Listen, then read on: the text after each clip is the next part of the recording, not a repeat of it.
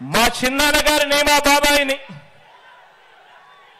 వివేకం చిన్నాన్నను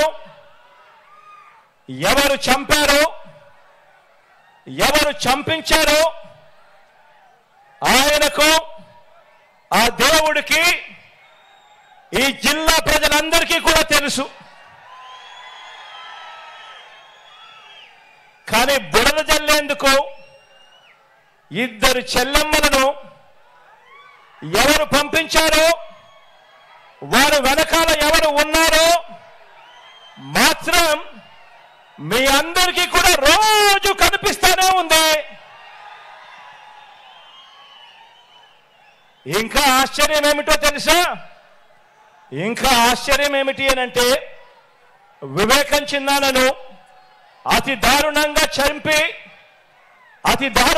చంపి అవును నేనే చంపాను అని అతి హేయంగా బహిరంగంగా చెప్పుకుంటూ తిరుగుతా ఉన్న హంతకుడు, ఆ హంతకుడికి మద్దతిస్తా ఉన్నది ఎవరో కూడా మీరంతా కూడా రోజు చూస్తా ఉన్నారు.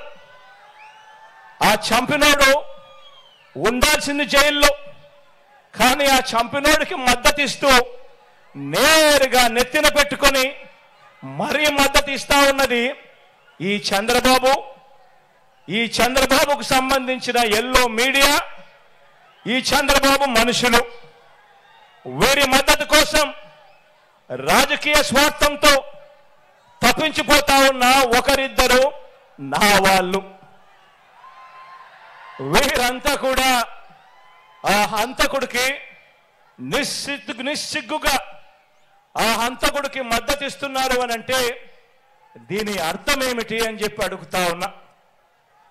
చిన్నాన్నను అన్యాయంగా ఎమ్మెల్సీ ఎన్నికల్లో ఓడించిన వారితో ఈరోజు చట్టాపట్టాలు వేసుకొని తిరుగుతున్నారు అనంటే దాని అర్థం ఏమిటి అని అడుగుతా ఉన్నా.